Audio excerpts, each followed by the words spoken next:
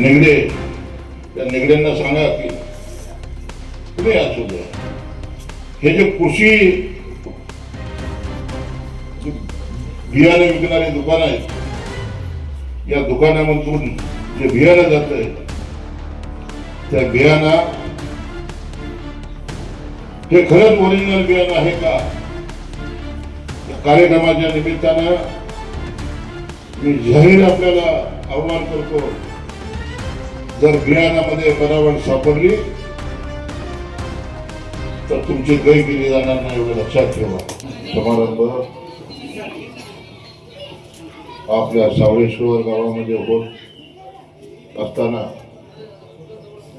उपस्थित सर्व शेतकरी बांधव, मंचावर उपस्थित असणारे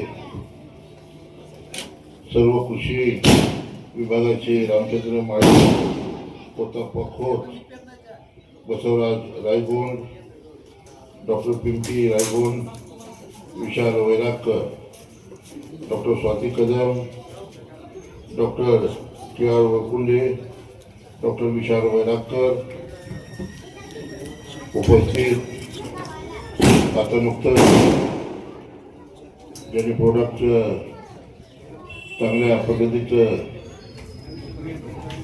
प्रोडक्ट आपल्या समोर सादर केलं ते या तालुक्यातील प्रगतशील शेतकरी राजकुमारजी आतकरे, शिवसेनेचे जिल्हा प्रमुख चंद्रराजी चौरे, नितीन सोनटक्के, शशिकांतजी गावडे, प्रगतशील कृषी संचालक सय्यद शिंदे मॅडम, पत्रकार बंधू व उपस्थित सर्व शेतकरी, आज अत्यंत शेतकऱ्याच्या जीवनामध्ये आमूलाग्र बदल करणारा हा कार्यक्रम आपल्या या सावळेश्वर गावामध्ये साजरा होत असताना माझ्या मनाला प्रचंड असा आनंद झाला. भारत हा कृषीप्रधान देश आहे आणि या देशातली जवळजवळ 70% भूभाग हा या शेतकऱ्याच्या निगडीत आपला बांधव. मी नेहमी आमच्या भाषणामध्ये माझ्या म्हणायचो की शेतकऱ्याला जर पाणी दिलं आणि शेतकऱ्याला जर रस्ता दिला तर या जगामध्ये शेतकऱ्यासारखा सुखी माणूस कुणीच नाही.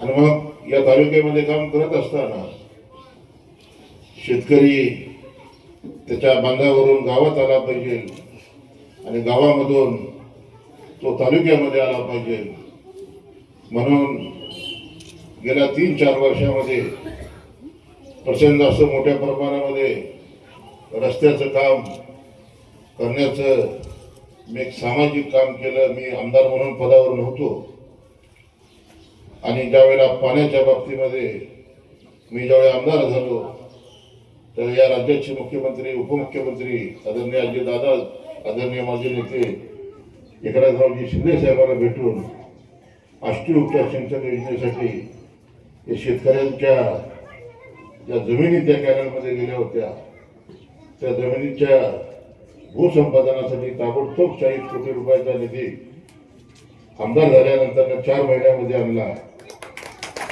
मला सांगण्याचा उद्देश एवढाच आहे की आज देशामध्ये आपण पाहताय की बच्चू कडू उपोषणाला बसलेले.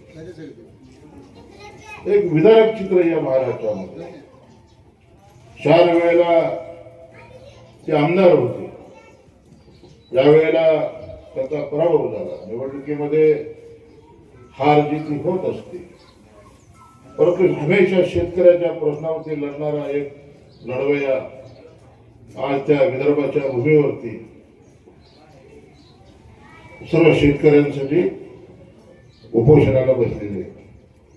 आज 4था दिवस आहे. एकीकडे विदर्भामध्ये ते चित्र पाहायला मिळते आणि एकीकडे हे अभियानाचा समारोप आपल्या तालुक्यामध्ये होतोय आणि मी आमदार म्हणून या कार्यक्रमाला हजर राहण्याचं भाग्य मला मिळालं. बांधवांनो, सरकारला विनंती करू, वेळ पडली तर 2 हात करण्याची मी तयारी आहे. पण या तालुक्यामध्ये दादागिरी, दडपशाही, तानाशाही आणि झुंडशाही जुगारून 20 नोव्हेंबरला मतदान झालं आणि 23 नोव्हेंबरला एक सर्वसामान्य कार्यकर्ता म्हणून महाराष्ट्राच्या विधानसभेत या तालुक्यातील मायबाप जनतेने मला निवडून दिलं. माझी बांधिलकी आहे. प्रचंड मोठ्या प्रमाणामध्ये शेतकऱ्यांनी मतदान केलं. जात पात धर्माच्या पलीकडे जाऊन जवळजवळ 31,000 मतांनी माझा विजय झाला. ज्यावेळेला मी मोहोळवरून सोलापूरला जातो त्यावेळेला आपल्या कृषी विभागाची जी 110 एकर जमीन आहे, या जमिनीमध्ये एक जे संशोधन आहे या संशोधनामध्ये आपल्याला बदल करावा लागेल. हा शेतकरी आपण 70 गावांमधून हे अभियान राबवलं. गेले 15 दिवस झालं आपण अभियानाच्या माध्यमातून शेतकऱ्यांची जनजागृती करताय. परंतु मी या कार्यक्रमाच्या निमित्तानं आपल्याला आश्वस्त करतो आणि कृषी अधिकाऱ्यांना सुद्धा आपल्याला 2-2 लाख रुपये पगार यात लक्षात ठेवा. जर यांच्या जीवनामध्ये क्रांती झाली शेतकऱ्यांच्या आणि हा जर सुखी शेतकरी झाला तर हा शेतकरी लाखाचा पोशिंदा, लक्षात ठेवा. आणि जर शेतकरी जागला नाही तर तुम्हाला पगार मिळणार नाही. जर अन्नच मिळालं नाही तर आपण जगणार कसे आहोत, याचा विचार आपण केला पाहिजे. मी विधिमंडळामध्ये जातो तर माझी जबाबदारी की लोकांनी मला निवडून दिलं.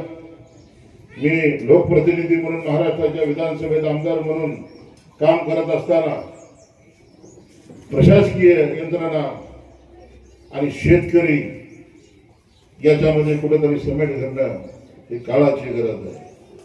हा मॅडम दुसरा कार्यक्रम आहे. मागे गेल्या महिन्यामध्ये मी आपल्या एका कार्यक्रमाला आलो होतो. आज दुसरा कार्यक्रम आहे. शेतकऱ्याची व्यथा काय आहे याची जाण असणारा मी एक शेतकरी आहे. आणि म्हणून या शेतकऱ्यांच्या जीवनामध्ये पाणी त्याला मिळालं पाहिजे, रस्ता त्याला मिळाला पाहिजे, बियाणं त्याला मिळालं पाहिजे. आज बाजारामध्ये या बियाणाच्या बाबतीमध्ये शेतकऱ्यांची फसवणूक होती आणि मग ते बियाणं मला माहिती आहे. मी मॅडम पाठीमागे आल्यानंतर मी तुम्हाला सांगितलं होतं की जे शेतकरी जे इथं आपण जे कृषी विभागाच्या त्या लायसन्स देत आहे, आपण देताना लायसन्स हे जे कृषीची दुकान कृषी विभागाकडे कोण आहे, अधिकारी कोण आहे? इथे जे दुकानामध्ये जे कृषीचं बियाणं दिलं जातं ते तालुका कृषी अधिकारी कुठे आहे? हा, निगडे. त्या निगड्यांना सांगा की कुणी असू द्या, हे जे कृषी बियाणे विकणारे दुकान आहेत, या दुकानामधून जे बियाणं जात आहे त्या बियाणा हे खरंच ओरिजिनल बियाणं आहे का? या कार्यक्रमाच्या निमित्तानं मी जाहीर आपल्याला आव्हान करतो, जर बियाणामध्ये बनावट सापडली तर तुमची गय केली जाणार नाही, एवढं लक्षात ठेवा. माझ्याकडे काय माहिती आलेली आहे त्या माहितीच्या आधारे मी मॅडम आपल्यालाही सांगितलंय आणि मी आपल्यालाही सांगतो, हे अभियान आणि या अभियानामधून जर आपण जनजागृती करत असाल तर शेतकऱ्याच्या जीवनाशी आपण खेळू नका. तो भोळा बाबडा शेतकरी, तो शेतामध्ये कष्ट करतो आणि कष्ट करत असताना त्या शेतकऱ्याला जर बियाणं पेरलं तर तो 4-4, 6-6 महिने तर हातातल्या फुडाप्रमाणे आपल्या लेकराप्रमाणे ते पीक जपतो आणि त्या मिळालेल्या पिकाच्या उत्पन्नातून जर मार्केटमध्ये गेला तर त्याला 2 पैसे मिळतात आणि त्या 2 पैशातून तो आपली उदरनिर्वाह करतो. जर आपण बनावट पद्धतीचं जर बियाणं त्याला दिलं तर त्याचं 1 वर्ष खराब होतं आणि तो रस्त्यावर येतो. म्हणून मी कृषी अधिकाऱ्यांना सांगतो की आपण प्रत्येक दुकानामध्ये जावा आणि ते बियाणं ओरिजिनल आहे का याची पहिली माहिती घ्या. मी सोलापुराच्या जिल्हाधिकाऱ्यांना सुद्धा भेटून या बाबतीमध्ये विनंती करणार आहे की अचानक पद्धतीने या दुकानावरती धाडी टाका आणि धाडी टाकल्यानंतर जे चित्र समोर येईल तर तुम्हाला झेलची हवा खावी लागेल एवढं लक्षात ठेवा. आणि म्हणून हा इशारा देतो, तुम्ही सुधारून घ्या. दुकानदारांनी सुधारावं, जे बियाणं विकते त्यांनी सुधारलं पाहिजे आणि कृषी अधिकारी असेल त्याला सुद्धा लक्षात आले पाहिजे की आपल्याला 2 लाखाची पगार, 1 लाखाची, 1.5 लाखाची पगार असताना त्या दुकानदाराची कुठल्याही पद्धतीचं साठवण ठेवू नका आणि शेतकऱ्याच्या जीवनाशी खेळू नका. अशा पद्धतीचा इशारा या अभियानाच्या माध्यमातून मी आपल्याला देतो. थोड्याच दिवसामध्ये जर आपल्यामध्ये बदल झाला नाही तर घाट आमदार राजू खरेचे एवढं लक्षात ठेवा. तर हा शेतकरी जगला पाहिजे. जर हा शेतकरी जगल तर तुम्ही आम्ही जगणार आहोत. मी या शेतकऱ्यांच्या बाबतीमध्ये मी आश्वस्त करतो आणि कृषी विभागाच्या मॅडम हा दुसरा कार्यक्रम आहे.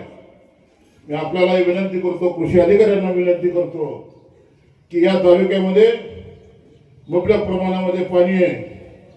आम्ही पाणी आणण्याचा प्रयत्न करतोय. 40 वर्षाची सत्ता ज्यांच्या हातात होती त्यांनी या तालुक्यामध्ये पाण्याच्या बाबतीमध्ये हेळसांड केली. आता मला शेतकऱ्यांनी सत्कार केला, 2 सत्कार झाले माझे.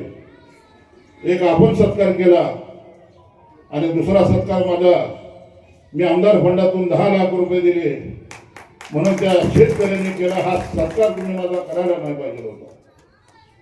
कारण मी कर्तव्याची जपवणूक करणारा कार्यकर्ता आहे. 10 लाखाचा निधी दिला म्हणजे मी काय तुमच्यावर उपकार केलेले नाहीत.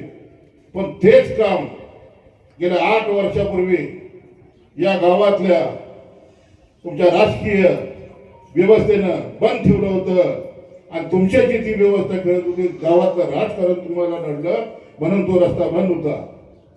पाठीमागे ज्या वेळेला मी 15 दिवसापूर्वी सावळेश्वरला आलो आईला देवींच्या जयंतीच्या निमित्तानं, त्यावेळेला मला आपण सोनटक्के सांगितलं, मॅडमनी सांगितलं की 8 वर्षापूर्वीचा हा रस्ता तुमच्याच गावाच्या राजकारणामुळं तो रस्ता पाण्यात रस्ता बंद होता.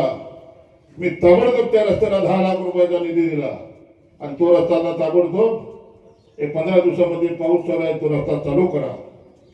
दुसरं एक निवेदन माझ्याकडे आलं की त्या निवेदनामध्ये पूलची मागणी केली. त्या पुलामधून छाती एवढ्या पुलातून तुम्हाला जावं लागतं, 2-3 माणसं वाहून गेली. मी एवढंच आश्वस्त करतो, निवेदन त्यांनी मला शेतकऱ्यांनी दिलं, माझ्या मतदार राजाने दिलं, मायबाप जनतेने दिलं. ताबडतोब ते पुलाचं काम करून त्या पुलासाठी भरीव अशा पद्धतीच्या निधीची व्यवस्था करण्याचं काम आमदार राजू खरे केल्याशिवाय राहणार नाही. आज आपण या शेतकऱ्याच्या जीवनामध्ये बदल करण्यासाठी कृषी विभागाला मी विनंती करतो, सूचना करतो की आपण प्रामाणिकपणे हा मोहोळ मतदारसंघामध्ये आम्ही तर काम करतोय.